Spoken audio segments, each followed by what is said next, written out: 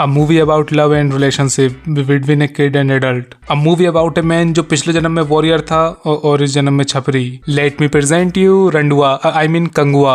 Movie शुरू होते ही इन्होंने गॉड ऑफ वार गेम के फॉन्ट्स उठा लिए, but that was not enough. इसलिए इन्होंने AI फुटेजेस भी यूज कर ली. एक्चुअली यहाँ बकचोद बच्चों पे एक्सपेरिमेंट चल रहा है. अब बच्चे बकचोद हैं तो बकचोद ही करेंगे. भाग गया एक निकल के, बाजरे में घुस गया जाके. वहां से ट्रेन पकड़ के सीधा गोवा पहुंचा. वो पहुंच भी गया और तुम लोग बस ट्रिप का प्लान बनाते रह गए. Anyway, now meet Francis the ultimate छपरी. बंदा सूट के साथ स्पोर्ट्स शूज पहनता है. फ्रांसिस बहुत ही खतरनाक छपरी है. वो अपने दुश्मनों को भी बाथरूम में ले जाके मारता है. भाई ये थोड़ा ज्यादा पर्सनल नहीं हो गया? एक्चुअली फ्रांसिस एक बाउंटी हंटर है जिसे पुलिस हायर करती है क्रिमिनल्स पकड़ने के लिए. तो पुलिस क्या करती है फिर? मगर तभी कुछ ऐसा हुआ जो देख के मुझे अपनी आंखों पे विश्वास नहीं हुआ. पहली बार कोई पुलिस वाला पैसे लेने की बजाय पैसे दे रहा है. खैर आगे ये दोनों जित्तू दी क्रिमिनल को पकड़ने पहुंचे, पर उसे इतनी लड़कियों के साथ देख इन दोनों रंडुओं की जल गई, तो इन्होंने उसे वहीं पेल दिया. लेकिन ये सब देख लिया हरी आंखों वाले एक बकचोद बच्चे ने, इसीलिए ये वहां से ऐसा भागे कि अगले दिन फिर वापस आ गए बच्चे को लेने. वरना वो जित्तू का कातिल पहचान के इनकी गुल्लक तोड़वा देता. But Francis touched him in a way कि उसे मिर्गी पड़ गई. हॉस्पिटल जाके जांच कराई तो फ्रांसिस को बहुत ही बड़ा सदमा लगा ये जान के कि इसकी तशरीफ में तो सुलेमानी कीड़ा घुसा है.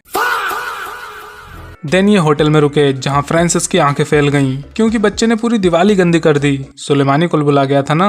फिर ये बच्चे की भूख मिटाने गए एंड तब मुझे रियलाइज हुआ कि ये होटल फ्रांसिस के बाप का है क्योंकि इसके अलावा और कोई है ही नहीं यहाँ. तभी यहाँ आई एंजेला, फ्रांसिस की एक्स. ओ हाँ, ये भी है पिक्चर में, बताना भूल गया मैं क्योंकि याद रखने लायक कुछ किया नहीं इसने. अब एंट्री हुई कंबूटा की जो अपने छोटे भाई जित्तू का बदला लेने आया है. कंबूटा ने आके सबसे पहले उस बच्चे को सीट पे से उठाया और काउंटर पे बिठा दिया.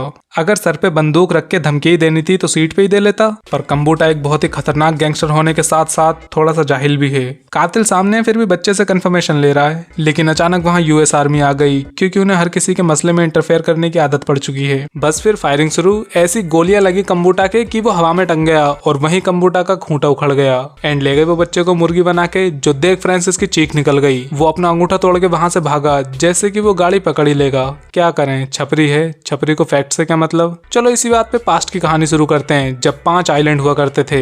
एक हीरो का आइलैंड पेरुमाची जहाँ के लोग बहादुर योद्धा हैं. एक विलन का आइलैंड अरथी जहाँ के लोग मारकाट में यकीन करते हैं क्योंकि वो विलेंस हैं. बाकी के 3 आइलैंड टाइम पास के लिए ही डाले इन्होंने. तो आया एक रोमन राजा 25,000 लोगों की सेना लेके, पर सिर्फ एक आइलैंड हथियाने.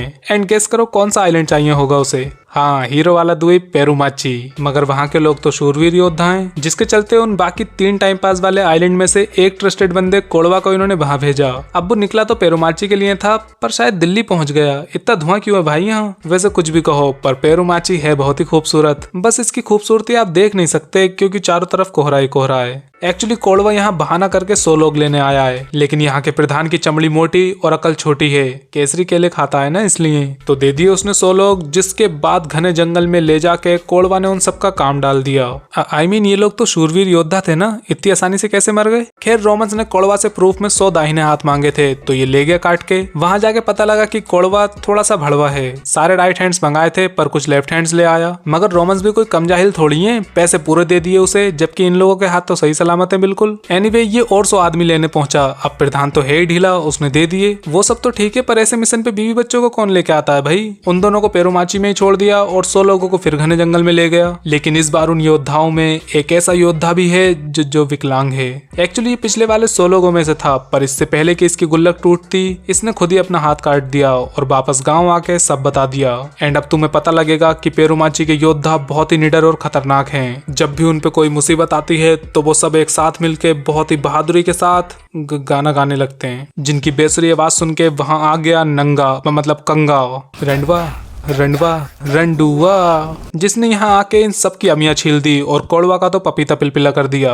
उसका हाथ काट के ले गया उसे वापस पेरुमाची, जहाँ उन 100 योद्धाओं की औरतें सर घुमाने लगी. एक पल को तो मुझे लगा कि कोई शैम्पू का एड आ गया, पर ये इनका रोने का तरीका है. फिर इन्होंने कोड़वा की भट्टी में आग लगा दी. उसकी बीवी और बच्चे को 8-10 औरतें मिलकर रोकी पड़ी हैं, जबकि वो भागने की कोशिश भी नहीं कर रहे. लोगों ने बोला इन्हें भी जला दो, पर कंगा बोला नहीं. अब कंगवा से बेहतर इंसाफ कौन ही कर सकता है. मतलब इंसाफ के तराजू तो उसके माथे पे ही बने हैं ना। तभी उस औरत ने अपने बच्चे का हाथ इसके हाथ में देके इन्हें जन्म जन्म का साथी बना दिया और खुद भाग गई आग में कूदने। लेकिन कंगा जैसा सूरवीर योद्धा अपने सामने किसी भी बेगुनाह को नहीं मरने देता, इसलिए वो उसके पीछे भागा और अपनी जान पे खेल के उसे बचाने की बजाय वहीं रुक गया। पौरवा के माँ बाप दोनों शट डाउन हो गए एंड कुछ इस तरह कंगुआ रंडुआ होते हुए भी बाप बन गया। इसके बाद कंगा अपने मुंह से बाप के पैर में से कांटे निकाल रहा है क्योंकि उसका बाप बेरी के नीचे चला गया था, जहाँ उसने देखा कि कुछ लोग उनकी डिबिया बुझाने आ रहे हैं। वहाँ रोमन्स अर्थी पहुंच गए जहाँ का राजा है उत्थीरन। हालांकि राज करने लायक कुछ है नहीं यहाँ पे। पेरुमाची में चारों तरफ धुआं ही धुआं था तो यहाँ सब कुछ लाली लाल है। और ये किस जानवर का कंकाल है भाई। खैर यहाँ उत्थीरन की एंट्री हुई जिसने आते ही अपने ही 2 लोगों को मार दिया।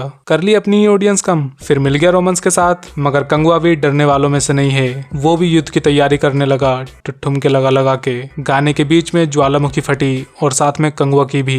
तगड़ी सेना दुश्मनों की यार। आफ्टर दैट ये बिना हथियार के नहाने चल दिए, लेकिन घने जंगल में दुश्मन एक एक करके इनका काम डालने लगे। पर वो ये नहीं जानते कि कंगुआ तो वो आदमी है जो अपनी टांगों के बीच में तलवार डाल के धार तेज कर ले, तो वो उसे क्या ही मारेंगे। बस फिर उठा के पेड़ घुमाने लगा चारों तरफ। घुमाना कम लग रहा है तो लो तोड़ भी दिया दोनों हाथों से। और यही नहीं रुका, फिर हाथी के दांत पहन लिए जो कि इसकी मूवमेंट को स्लो करके इसका गेम जल्दी ओवर करा देते, पर उल्टा उसने ही सबका खेल डाल दिया, उत्थीरन के दोनों लोंडों का भी। तभी कंगा ने पूर्वा से अपनी तलवार मंगाई तो उसने ऐसी तलवार लाके दी कि कंगुआ की चीख निकल गई। बकचोद बच्चे ने उसके ही तलवार घुसा दी भाई, आर पार कर दी पूरी। इसके बाप को पॉपकॉर्न बनाया था, भूल थोड़ी जाएगा, बदला तो लेगा ही ना। मगर है तो एक बकचोद बच्चा ही, जान से भी नहीं मारा कंगुआ को, ऐसी भाग गया जंगल में। तो कंगुआ भी उसके पीछे जंगल में घुस गया। जैसे ही वो मिला तो पकड़ के उसकी कनपटी पे 2 लगाने की बजाय उससे माफी मांगने लगा। बोला मेरा काम तू ही डाल देना, बस 2-4 दिन रुक जा। झरने में झंडू पर न करके वो उसे वापस गाँव ले आया। गाँव वाले बोले कि इसे जान से मारो, पर इससे पहले कि उसकी गुल्लक टूटती कंगुआ की तरबुजिया फूट गई। मुखिया के लौंडे को ही चटका दिया भाई। लेकिन कंगुआ की नजरों में एक बच्चे के लिए इतना प्यार देख मुखिया को रियलाइज हुआ कि ऐसे लोगों के लिए बस एक ही जगह है,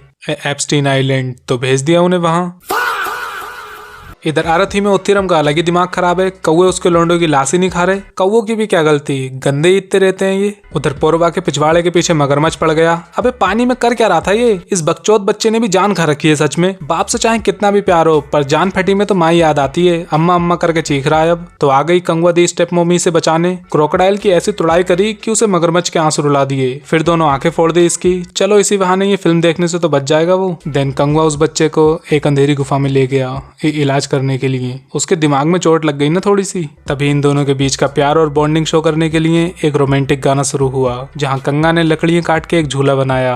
पर पता नहीं ये रस्सी कहां से आ गई। और इन्हें खाने के लिए शकरकंद और अंडे कौन सप्लाई कर रहा है भाई जंगल में। मगर इस बकचोद बच्चे में अकल नहीं आ रही, पानी में बैठ के आग जला रहा है बताओ। एनीवे पेरुमाची की औरतें बाबा जी की बूटी लेने सफेद जंगल पहुंची, जहाँ उत्थीरन का तीसरा लौंडा आ गया और बोला कंगुआ को बुलाओ। अबे तेरे दिमाग को कौवे खा गए क्या, वो तो इस जंगल में है ही नहीं। पर औरतें चीखने लगी जैसे कि वो सुनी लेगा। तो उसने सुनी लिया और जवाब में बोला मुझसे बकचोदी मत करो, खुद निपट लो। बस फिर इन औरतों ने मिलकर सबकी अमियां छील दी। कभी कंगुआ आ जा रहा, कभी औरत, कभी कंगुआ कभी औरत। आधे दुश्मन तो कंफ्यूजन से ही मर गए। एंड इन्होंने उत्थीरन के तीसरे लौंडे को चारों तरफ से चीर दिया। अब गए कंगुआ के पापा अपने वाले हाई कोर्ट में शिकायत लेके, मगर उत्थीरन ने बिना सोचे समझे कुटाई शुरू कर दी। ये देख मुखिया जी भागे तो उनके पिछवाड़े पे ही तीर चला दिए। जैसे तैसे मुखिया ने अपने पिछवाड़े में से तीर निकाल के कंगुआ को भेज दिए एक चील के थ्रू। वो तो अच्छा हुआ कि हर सीजीआई शॉट में लिख के बता देते हैं कि ये सीजीआई है, वरना इस लेवल का बीएफएक्स देख के तो मुझे रियलिटी और सीजीआई में फर्क ही पता नहीं लगता भाई साहब। इसके बाद उत्थीरन पूरे पेरुमाची का काम डालने चल दिया, लेकिन रास्ते में उन्हें अंधेरे में उजाला दिखा तो वो उसी तरफ चल दिए। एक्चुअली कंगुआ को इस जंगल का चप्पा चप्पा पता है, जिस वजह से इस लड़ाई में ये जंगल भी उसका साथ देगा।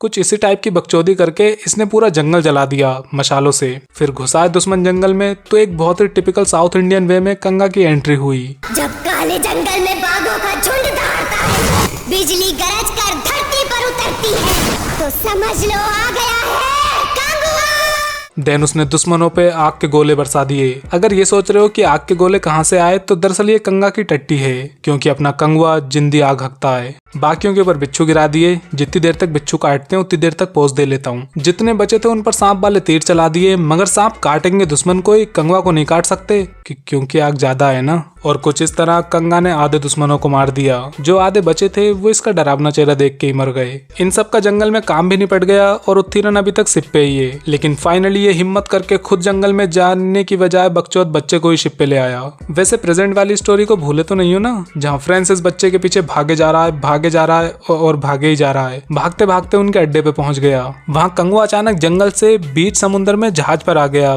पता नहीं कैसे। आके उसने जल्दी से पूर्वा की रस्सी पकड़ी, वरना शार्क्स उसका खेल कर देती। तो उत्थीरन ने मार कुटाई शुरू कर दी। लड़ते लड़ते इन्होंने एक दूसरे के मुंह पे गंदी सांसें छोड़ दी, पर उत्थीरन की सांस ज्यादा गंदी थी, इसलिए कंगवा पे कमजोरी चढ़ गई। यहाँ ये बच्चे को एयरप्लेन में लेके जा रहे हैं तो फ्रांसिस बाइक उड़ा के सीधा एयरप्लेन में घुस गया। बस गोलीबारी शुरू हो गई। दुनिया भर की गोलियां चल रही हैं यहाँ। काश एक इस बकचोद बच्चे के भी लग जाती। एनीवे इन्होंने फ्रांसिस की तुड़ाई करके बाहर फेंक दिया। उधर कमजोरी की वजह से कंगवा से खुद की जान नहीं बच रही, बच्चे की क्या बचाएगा। तो नहीं बचा पाया, वो मर गया बच्चा। उसके मरते ही एकदम काम डाल दिया उत्थीरन का। इधर फ्रांसिस वापस प्लेन में आ गया क्योंकि उसे गुस्सा आ गया था। देन उसने सबको हाथों से ही लपेट दिया। हाँ, अब गन्स नहीं है इनके पास। और कुछ इस तरह ये जन्म जन्म के बाद एक दूसरे से मिले and finally they kissed. Last में इन्होंने बकचोद बच्चे को सुपर पावर्स भी दे दी। गाड़ियां उड़ा रहा है वो भाई। पता नहीं बनाना क्या चाह रहे थे ये। Sci-fi, revenge, period drama, relationship, super powers सबको मिला के गुड़ गोबर बना दिया। बाय द वे, अगर आप ये सोच रहे हो कि ये सब बकचोद बच्चे के पीछे क्यों पड़े थे,